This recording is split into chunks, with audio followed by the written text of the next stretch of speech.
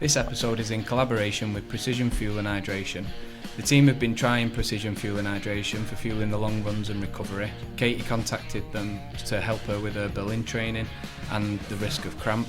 Both me and Katie have used them for fueling our sessions and long runs using gels and some of the chews. So it's great to get on board with a brand we already know and love.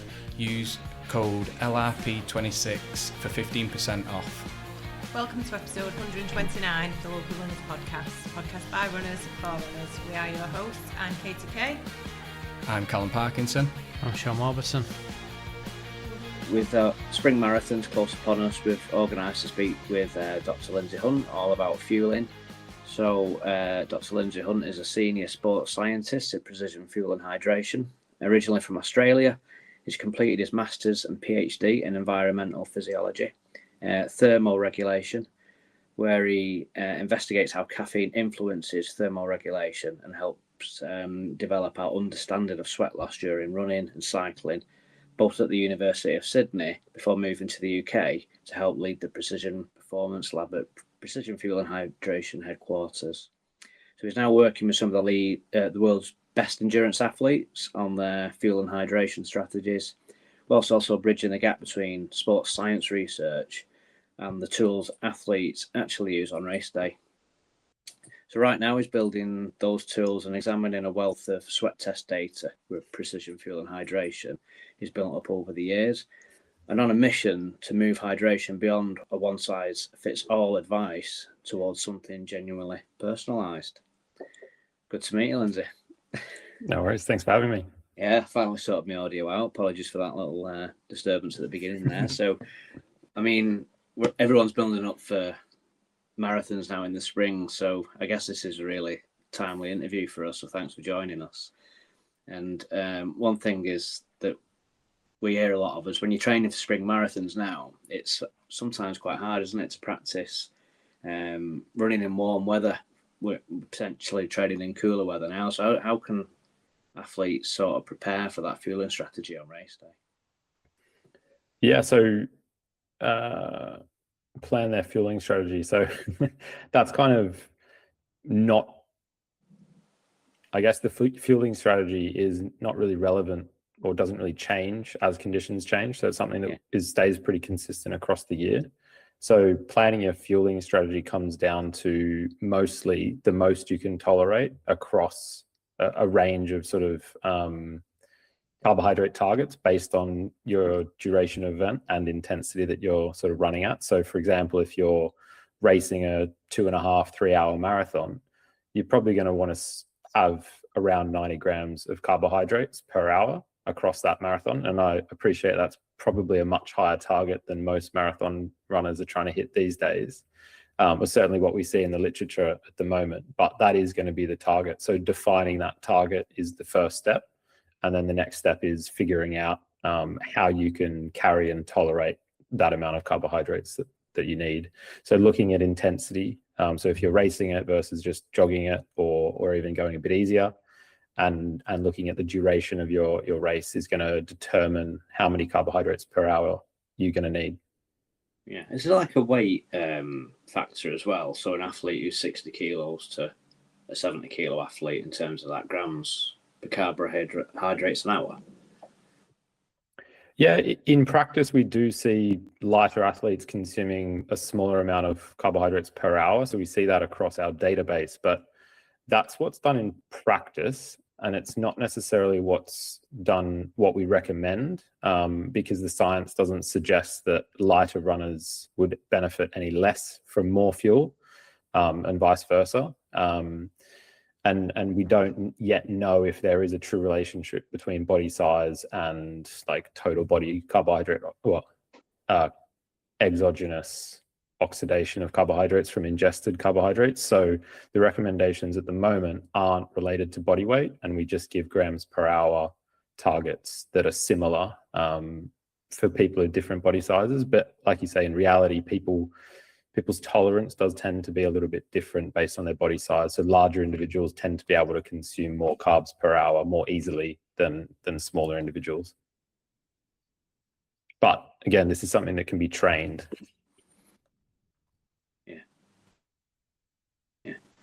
Okay. So we've had a few guests that have had spoke about the use of caffeine as well. So having caffeine gels just before, shorter distances like 5Ks. Is that something that is you're seeing as beneficial in shorter distances, the use of caffeine, and also how would you say that could be useful in a marathon as well for the later stages of a marathon?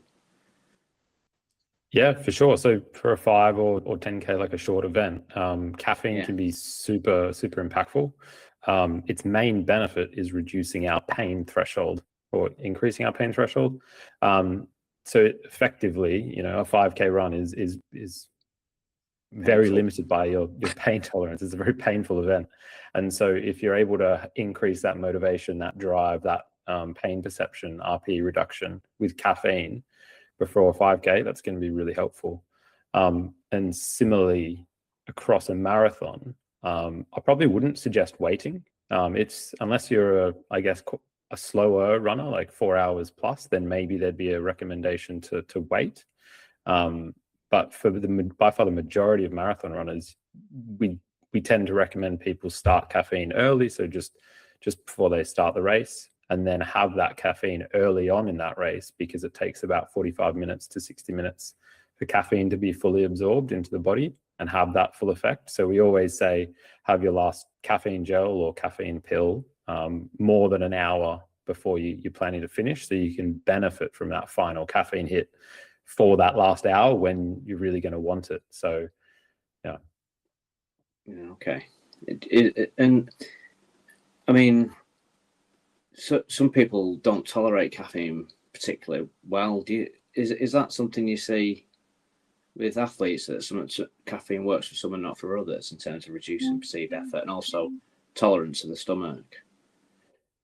Yeah, I definitely don't have the numbers or the spread, but broadly speaking, there's a group of people who caffeine doesn't work for. They don't feel performance benefits from. They don't feel that energy hit and whatnot. And there's definitely a group of athletes that really feel that, really love it, and really enjoy it. And probably within both of those groups, there's people that feel those things and either have negative symptoms like GI discomfort or poor sleep, but they might sit in both of those groups where they don't really feel that performance benefit or not. And so it is really a bit of trial and error to figure out if that's you or not. And if you do have performance benefits and can tolerate any negative impacts and you want to still use it, then you've got to crack on, but it is a very individual thing. Okay.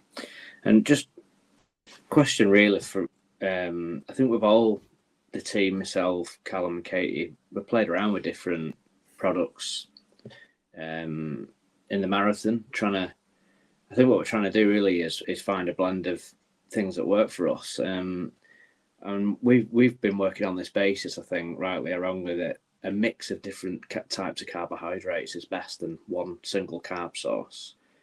So obviously with your precision fuel hydration, they have a blend of carbohydrates. So are we on the right track there? Is that the right thing to be doing, to be mixing different carb sources?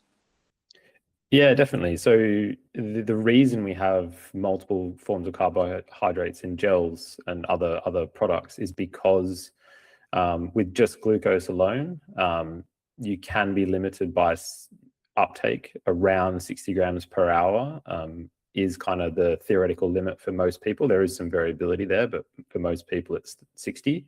And so having an additional carbohydrate source such as fructose means that we can use different transporters in the gut to absorb more carbohydrates and consume more and get up to 90 grams per hour and above with that fructose. So it is kind of necessary when we're talking about high fueling. And if we're having less than 60 grams an hour, then you might not need that additional source of carbohydrates as well. So you can stick to, lollies or sweets or other things on training runs where you might be targeting 45 grams an hour, and having just glucose alone in those is perfectly fine. Yeah.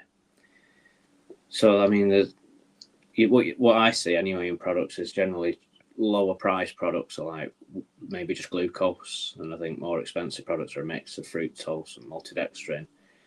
So they're more palatable, I'm guessing, is what you say there. You got different pathways. I think it's less about palatability, more about GI or gut tolerance. So if you're going above 60 grams an hour of glucose, that generally becomes limiting in what we can tolerate. So I know there's two main brands. Well, one main brand that has glucose only, and then glucose fructose, and there's another one, another cheaper brand that just has glucose only. So you do need to be careful. I've definitely run into customers and people reaching out with questions about using certain gels, and we find out they're doing 90 grams an hour of just glucose, and you're like, oh, okay, maybe that's causing your GI discomfort. They switch to 2-to-1, or they switch to a product with glucose and fructose in there, and they, maybe they still have issues for a little bit just because they're getting used to the fructose, but then after a few more runs, they're all good to go and able to tolerate a high carbohydrate amount. Yeah, is that typically a mistake you see runners making who are trying to hit that high carb mark, I guess? I wouldn't say it's very common. It's just if you're someone who's used a particular brand for years and years and years, and maybe you started out with 1 gel per hour or whatnot, and then you've slowly built that up with the same cheap gel, then you may start to run into issues as you're going beyond 60 grams per hour with just one source of carbohydrate. Yeah. Okay. I've got a question from Michael Harris, who's a previous guest of ours. This is quite a technical question, Lindsay, so bear with me. Okay. But it is based on the subject in terms of different carbohydrate sources. So he's asked, could you give a bit of an overview on maltodextrin, clusterdextrin, fructose, glucose, sucrose, which I'm assuming are all different carbohydrate sources. So which would pair better together out of those, really? Or is it individual? Yeah.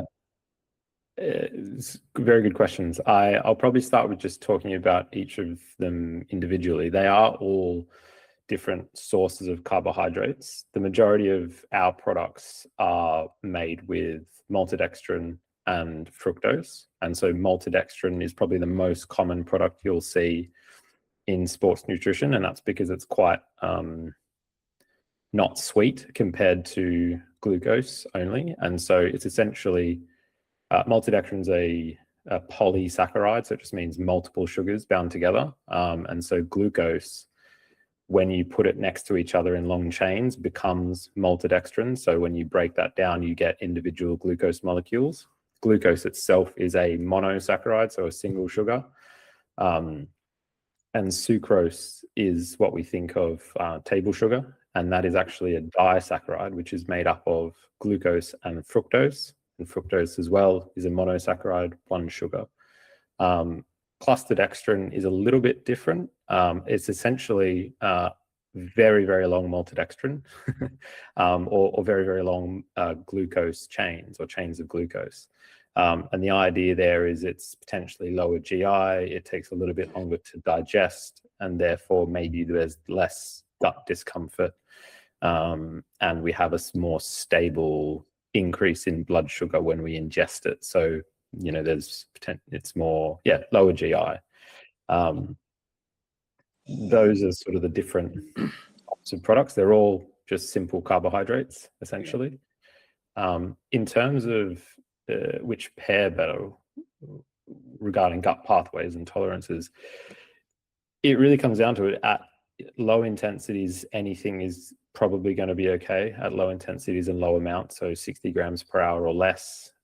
You should be okay with any form of those, but predominantly like glucose, maltodextrin, clusterdextrin would be recommended at those like lower intensities because they're all glucose based.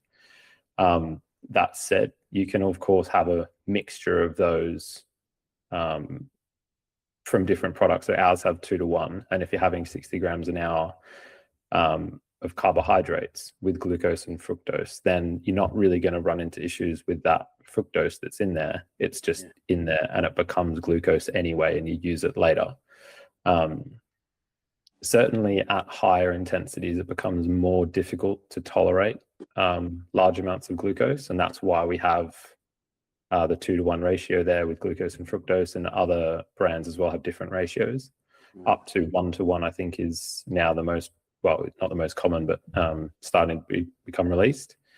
And that means that you can tolerate, or people tend to be able to tolerate more and more carbohydrates when doing that.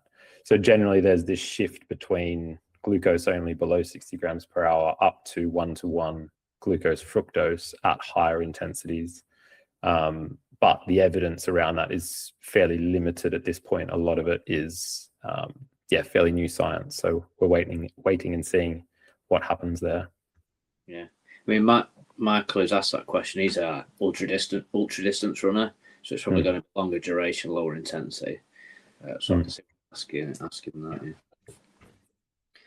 Yeah. Katie, you've got a question on Cramp. your subject matter expert, cramping. My favourite subject, cramp. Yeah. So I have been somebody who suffered from cramp for as long as I can remember. I've done like 9 marathons now. Every marathon I've had really severe cramp. Touch wood, apart from last year when I did Berlin. And that was a hot year. It was a hot year, yeah. But that's, I think, because I might have got my fueling strategy right and I'd started using precision fuel products after contacting yourselves. And that came on the back of, like I say, I've always had cramp. I've never managed to finish a marathon strong. Always had to the point when I say cramp, like I have to pull over, like I can't move. But last year in London, I ended up in a medical tent because I literally had cramp like throughout my body. My arms were twisted in, my neck, like literally. Oh. Yeah, they gave me a Clippo and sent me on my way. So I walked the last like 4 miles with a Clippo. Then I contacted yourselves because everybody kept saying you must be dehydrated. It must be to do with electrolytes. So I've always focused on just taking gels during marathons and getting electrolytes in my system beforehand. So I always took electrolytes like the day before, the morning of, but never taken anything during the run. Just focused on taking gels and water that was on the course. After speaking to yourself, you suggested, I am a sweaty runner, so suggested that I try the pH 1500. That's what it's called, isn't it? Yeah, the tablet, or the salts. So I started taking them then in my training. So for Berlin, what I did was the night before, took one of the tablets in 500ml water. In the morning of the marathon, along with my breakfast, took another tablet. And then I carried, which was a bit of a nightmare, a bit of a pain, but I did it, carried 3 250ml soft flasks that had 1 sachet of the salts spread out between them. Then I carried some of the tablets as well and took water on at the end of the course and took 3 of the tablets. I did it. That's it all, and that's the only time, despite the weather, I still finished in a decent time. Wasn't as quick as what I'd wanted, but it's the only time that I've ran a whole marathon without getting cramp. So I was absolutely elated and thought I'd nailed it. But then after that, I did do a half marathon, which was really odd. That did the same thing. So took the salts before, carried the salts with me, but got cramp then dead early on at like mile 8 again.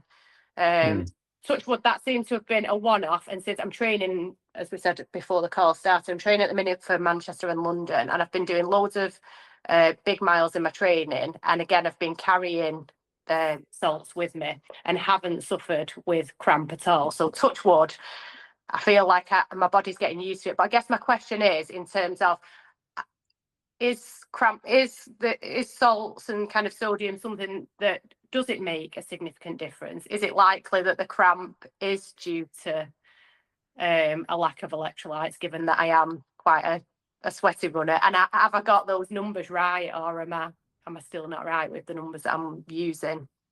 Well, I'm glad things worked out in Berlin. I remember sending a few of those emails, and I'm glad I didn't hear back. I can't remember if I heard how it went. So I think that's I think I did say it was a success. Yeah. Oh, fantastic! It's a good reminder, nonetheless. In terms of cramp, sodium is getting the right amount of sodium in. We see in the data that it definitely helps, but it's not the only cause of cramp. When we're talking about hydration-related cramp issues across endurance events, often getting the sodium and fluid intake wrong doesn't always precipitate cramp, but it certainly increases the risk of it. There was a recent paper that looked at the last 30 years of cramping in Ironman races in Kona, actually, so medical tent presentations in Kona. And they saw the incidence of cramp-related, I guess, incidents has been coming down significantly over the last 30 years. And I think there's been an increase in how aware people are of training and pacing, and also how well they're hydrating across those 30 years. And, you know, I know Andy, who started the business even 25 years ago when he was racing out there, they weren't having electrolytes. And so possibly some of the reduction in cramp that they saw across those 30 years is because people are now consuming more electrolytes across these races. And it's feedback we hear all the time from people who do cramp or have cramped frequently in the past and are now having enough or the right amount of sodium for them. They see it much less.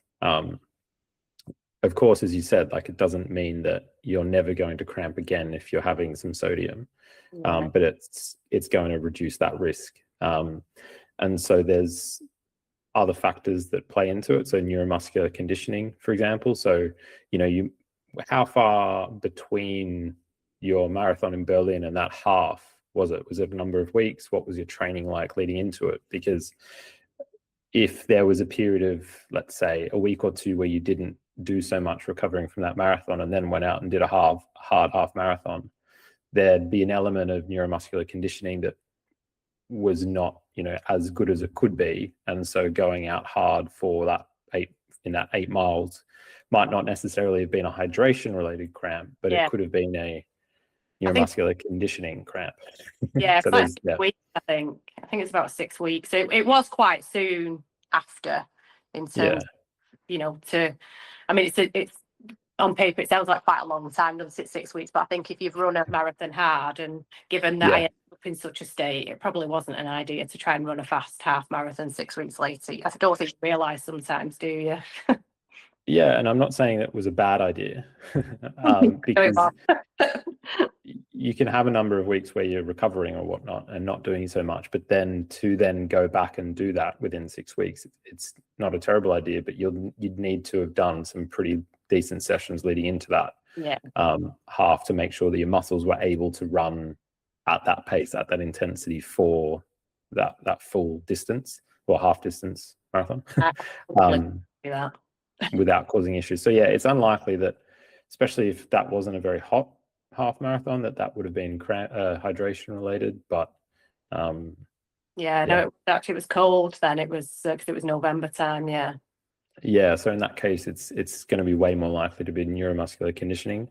The other factor is if there's a few more hills, like ups and downs in it, really do exacerbate the cramp risk, because you've got all that extra load from going downhill, for example, that just really stresses the legs, especially if there hasn't been much, let's say, eccentric muscle loading, gym work, these kind of things in the lead up to that race. I mean, I've personally experienced it in some trail runs around the New Forest, where suddenly running like 3:45 minutes per K down a hill for half a kilometer, and my legs start like twinging just because I'm not used to that sort of effort. It's really, yeah. And just so, in terms of those figures that I said, so the 1500 the night before, 1500 the morning of, and then 1500 consumed during, and then I had 3 salt tablets at the end as well towards the last few miles.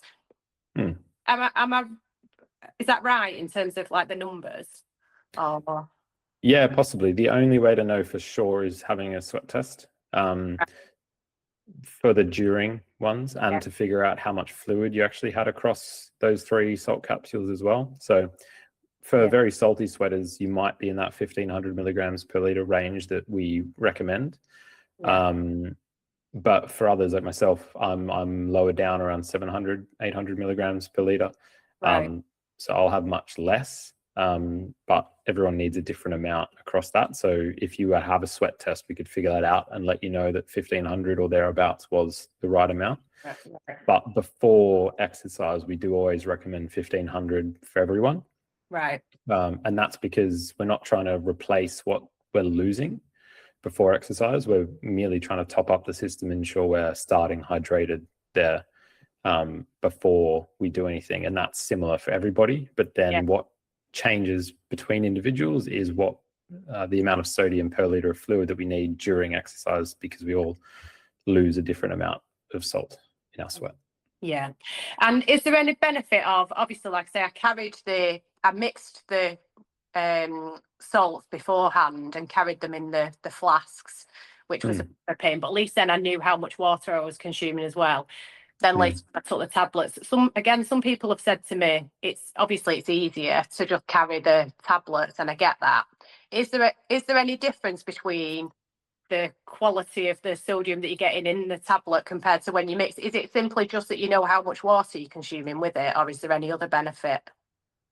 The benefit to having the capsules, or one or the other? I mean, is it any easier? Obviously, like I say, 'cause it's easy to carry the capsules in, but you can only take them then with the water on the course. Yeah. Is there any difference between the capsules and the salt, or is it just that you can monitor the amount of water that you're having with it? There is slightly different forms of sodium between the products. So the sachets themselves, actually, the pH 1500 sachets have sodium citrate in them, and the tablets have a mixture of different types of sodium in there, a bit of citrate, a bit of sodium chloride as well, which is more like table salt. And then the electrolyte capsules themselves have sodium citrate and sodium chloride in there as well. So again, it's kind of a mixture. So not really in terms of the format, nothing that you'd really notice. But in terms of what's practical, it is harder to get the amount of fluid just right when having the electrolyte capsules, let's say. But I would say for most runners, it is the most practical way to do it.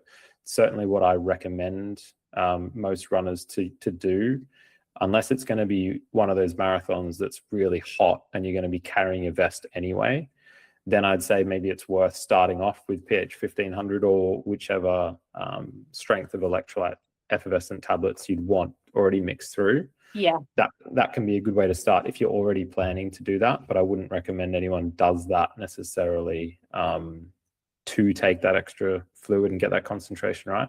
I think it's easy enough to have those those salt capsules with you and then drink the amount of fluid you need at the aid stations for the majority of marathons. As I said, unless it's one of those really hot ones where you know you're going to want your own fluid to start with and be able to have that fluid on you between aid stations. Yeah. So is there a rough guide? So I know a few people have messaged me, and again, I know everybody's kind of individual, but is there a rough guide for the amount, if somebody was interested in taking the Precision Fuel Salt kind of capsules, how many would they take, like, per hour in a marathon? Or would never prescribe it per hour because it depends on how much fluid they're drinking. So I would always prescribe it per liter. And I know that's a bit tricky because we don't know how much we're drinking, but and it does mean there needs to be that mental math, but without knowing exactly how much you're going to start with, without knowing how much fluid you're going to be drinking, you can't say per hour to everybody because it's going to be individual. So the best way to do it is, say, for someone that doesn't know what their salt loss is, there is a little bit of trial and error that you can do. So you can start out 1,000 milligrams per liter in training, because that's where the average salt loss is. And then from there, you can adjust it. So if they feel like they're a very salty sweater and they've had lots of issues with cramps in the past, maybe take it up to 1,500 milligrams per liter. So that would be 6 capsules per liter. right, okay, and they can bring it down all the way down to, was it 2 capsules per liter if they don't feel like they're very salty sweater. Or, the other sort of reasons why you might adjust that salt intake is if you're having 1,000 milligrams per liter and you find that it's really salty, you're craving plain fluid, that could be a sign you're having too much salt relative to the water. And so then you'd reduce that down. Yeah. I know it's a bit tricky. The easiest way is to get a sweat test and then you just crack on. Yeah.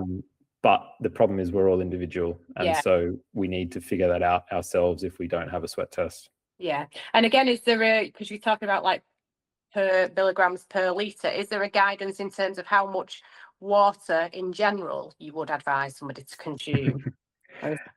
Again, not really, because it further to our fueling, our hydration is even more individual because of our different body size, because of our different paces. So the faster we're running, the more we're sweating. The bigger we are, the more we're sweating, and so the more we need to drink. So there is kind of a reasonable range for most marathons. If it's cold, it might be as little as 100 mils an hour for someone really small who's quite fast, for example, because they don't have enough time to accumulate much dehydration in that 2.5 hour marathon. But also if we're doing a 4 hour marathon and it's hot and we're a large individual, then maybe it's like closer to a litre an hour is sensible. So there's not really a safe sort of general recommendation I can provide there, because it is all very individual. Yeah. Okay. The best thing to do is conduct a little bit of sweat rate testing. And so if you go out for your race and sorry, not for your race, but ahead of your race in a training session, you're going to do some marathon pace efforts, weigh yourself before and after that. And if your sweat rate is 2 litres an hour or 200 mils an hour, you can start to calibrate how much fluid is going to be sensible across that 2, 3, 4 hour marathon. Yeah. Okay. Okay, that was my questions. Like I say, I'm a bit fascinated by cramp because I'm determined to get to the end of it. But touch wood, I hope these the salts definitely do seem to be helping. So we'll see what. Yeah. Well, it is probably also worth just touching on fluid with cramp. So if you are like beyond 2 or 3% of your body mass down, so if you allow a large deficit of fluid and sodium to accrue, that can also just be a risk, increase your risk of cramp, just being like low on fluids in total. So dehydration itself, not just the loss of sodium, can increase that cramp risk. So it's going to be worth making sure you are drinking enough overall fluid as well. The way to do that, as I said, is sweat rate testing and using our sweat rate calculator on our website, which can be quite helpful for tracking that. And so you can start to get a feel for what it takes to get to 2 or 3% of your body mass down, and then limiting that in races should help. Cool. Okay, thank you. Sean, were you wanting to add something then? I was just going to say, I think salty sweater sounds better than sweaty runner, Katie. So maybe you could work on that. Definitely sweaty runner. So I've got a few questions for you now, Lindsay. So just going onto the hydration that you were talking about before, I'm doing a marathon session this weekend. I've used the calculator, so I'm going to use the data that I've got there and try and utilize that. One of the things that I'm hitting already is that 90 grams of carbs an hour. So I'm using the big gel packets. So I've been training with them. So fingers crossed, and I've got some of the sodium tablets, so we'll be trying some of them this weekend. So we've already spoke about the benefit of that, but of doing the hydration plan. So there's also sweat tests that you've mentioned that athletes can do. How does it work when they come down to the lab? Yeah, so the sweat test doesn't always occur at the lab. We've got a range of sweat test centres across the UK as well as the globe, which is something we do at the HQ, at the lab, as well as I said, globally. It's a relatively simple test. We've been doing it for about 14 years, maybe 50, coming up to 15 years. It is essentially an at-rest sweat test where we stimulate the sweating response underneath a small coin size on your forearm. And then we collect that sweat in a little thing we call the macroduct. And it's essentially just a tube that the sweat coils and gets drawn into. And then we can run that sweat through an analyzer, which analyzes how much sodium is inside that sweat relative to the fluid. And that's where we get the milligrams per litre of sodium. Cool. So next question, because we've based in the Northwest, is there one of them available in the Northwest? You know, I would have to check the sweat test centre map. Let me have a quick look. Yeah, no problem. We can. Yeah, because when we originally contacted Precision Fuel and Hydration, one of the things was around the sweat test, and it all started off with Katie being a salty sweater. So it is something that's on our list of things that we'd like to try and do with yourselves. With my, I mean, that's something we can chat about. I know we sort of started to think about coming down to the lab. It's probably worth progressing that conversation a bit more. Remind me what the Northwest means in the UK. Manchester. as a non-citizen. So there's nothing directly in Manchester, but there's about 5 sweat test centres that ring around Manchester. Oh, cool. So there's one in Leeds, for example, just south of, and then one south of Sheffield, and one in Chester. Yeah, so they're not too far away. Close to a pond anyway. Yeah. So you must have done thousands of sweat tests on athletes. What's the one stat that constantly surprises athletes when they get tested? Ooh. I mean, we've done, it's just over 31,000 sweat tests now, which is quite a lot. Consistently surprise athletes.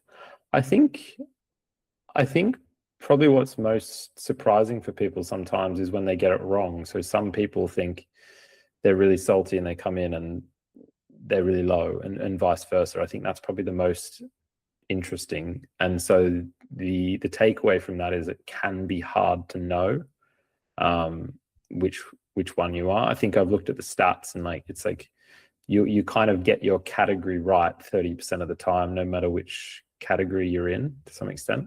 So there's 4 categories, like very low, moderate, high, or low, moderate, high, very high rather. And so I think the fact that it's relatively unknown exactly which category you are in is interesting. Cool. So we posted out this morning that we're going to be chatting with you, and we've posted in our previous guest group as well. And we had loads of questions. There was a lot of questions that people wanted answering, and we spoke before. We don't think that you might be the best person to tell us how much fish oil we should be having.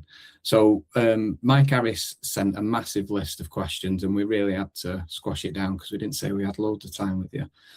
But one of the questions that's really interesting is, what's the considerations on gels versus liquid versus blocks?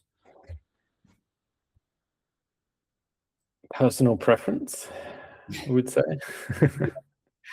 I think with the more athletes, the more runners I speak to over the years, it really comes down to personal preference. I mean, I'm someone who's come from cycling, not at any great level, but my first 2 or 3 years in endurance sport was on the bike, and so I can put away a disgusting amount of carbohydrates very easily in any format, and I don't care.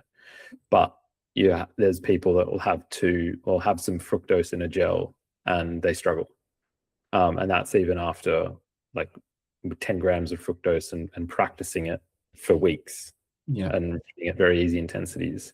And so we don't have any sort of hard evidence to suggest that gels, liquids, or real foods, not real foods, but solid foods in terms of like I think Morton have a solid gel, a solid bar that is 160 calories. I don't know how many carbohydrates are in that, but they have, you could use that as a fuel source instead of a gel, and that's perfectly fine. And the evidence, at least at the moment, that looks at how we oxidize that and use those fuels is that it kind of doesn't matter. So it all comes down to what you can sort of tolerate and what you enjoy more than anything. That's fair. I couldn't imagine eating one of the big bars in the middle of a marathon and trying to consume that. I think they do recommend it for after and before exercise or during low intensity trail runs. But yes, I completely agree. So another question was from Leo Loughran, who's a podcast ambassador, and he's also won the Manchester to Liverpool ultra run. So he said that he can run 30 miles on just water and feel strong, but from a scientific point of view, am I building an efficient engine or just getting better at tolerating the suboptimal state? That's a good brag, that, from him, to be fair. Yeah, what a legend. It's an interesting one, actually. This is the whole idea of being more efficient by burning, let's say, fat as a fuel source. I think that's kind of what he's getting at here. Not having to eat carbohydrates is actually kind of wrong. So per liter of oxygen, when we burn 100% carbohydrates as a fuel source, we actually get more energy out of that than fat. So it's like 21.1 kilojoules per liter of oxygen. I think, don't quote me on the number, it's 19.82, I think, kilojoules of fat per liter of oxygen. So it's actually less efficient. We're actually using more oxygen per energy source of fat when we're burning that as a fuel source. So if we can consume more carbohydrates and use more carbohydrates as a fuel source for the same effort or same pace, we'll actually be using less oxygen, which means it's like less intense, let's say, because you might be running at 78% of your VO2 max rather than 82 to do the same effort if you're consuming carbohydrates. So it's kind of, yeah, I'd say it's the latter, building a more suboptimal state, unfortunately. That's fine. Because if we're able to consume more carbohydrates, we'll be able to, and use more carbohydrates as a fuel source, we'll be able to sustain higher exercise intensities and higher speeds for longer. So if he was eating if he was eating anything on that run, he would be able to run faster and train better, and especially recover 30 miles without food. Yeah. So Rachel Horrocks, she's also a podcast ambassador, and she said that she's doing her first triathlon. So she has asked, what's a good fueling setup for me to get through the 3 disciplines? Ooh, it's a tricky question to answer because she's not said what distance she's doing. I've got a feeling it's a sprint. If I'm right, it might be the Salford Tri, which is a sprint distance. Okay. Considering it's relatively short, it's not too tricky. There's a few different ways you could do it. Probably what we'd recommend is having a gel just before the start. That could be a caffeine gel just before T2. If that's something she's not really fueled with or practiced fueling before a swim, give that a bit of time beforehand and practice it as well. So at least 30 minutes, let's say, rather than having that gel right up before the start. And then on the bike, I think could keep it really simple and have some carb mix with some electrolytes in a bottle and then leave it there. So it'll be something like, 2 scoops of carb electrolyte drink mix, for example, would be 30 grams. Maybe you'd put in an extra scoop or 2 of carb only drink mix and then have that across the bike and then leave it on the run and just kind of run as hard as you can for that 5K. So fuel and hydrate on the bike and then run for it, go for it on the 5K and then refuel and recover afterwards. No, good Keep it simple. Yeah. So we've mentioned how much fueling's changed over the years. So before we spoke, there was a little chat in the group saying that someone just has a breakfast and a bit of water and they're off on a marathon or half marathon and breaking records. So Justin Johnson's asked a really good question, and he says, what do you feel has had a bigger impact on distance running, super shoes or the advances in race day nutrition? It's difficult to dissociate the two because they've kind of happened somewhat at the same time. Certainly the super shoes advances is probably more quantifiable. So from a running economy point of view, we know pretty well what super shoes do. We know that good super shoes will improve your running economy by about 4%, 3 to 4%. And that has and essentially running economy means that, per unit speed. So if you're running at 12 kilometers per hour, you're consuming less oxygen and therefore less overall fuel as well. So you're a more efficient runner. And so that means we can run faster for longer, and we're less damaged by the impact of that running. And so that's relatively easy to quantify, but the fueling, we just see that paces are going bananas, and people are getting faster and faster across the board, especially in cycling, I would say, certainly in running. And so we don't really have an equivalent 4% number of running economy for fueling. But we do know that people can get or are getting faster and faster. If I had to pick one, it's probably fueling, but it depends on the event you're talking about. So let's talk like trail runs, for example, ultra runs. That's going to be fueling. That's going to be really most impactful there. But perhaps, for super shoes and half marathon times, it's going to be super shoes more than fueling, I would say. Yeah, good. I'm glad we could nail down an answer for that one. Again, it's a fairly unqualified opinion on those two things, but it's a feeling more than an answer. Yeah. Oh no, that's good. So that's all our questions. So thank you very much for coming on and taking time out of your day.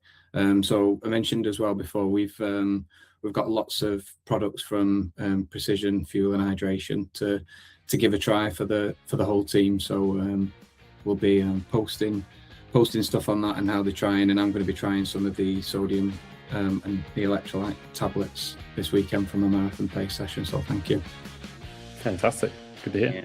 Yeah, thanks. All three of us have got marathons on the horizon, haven't we, in the next few weeks? So it's really good time for us as well. Right? Some have more than one. Very sweaty ones.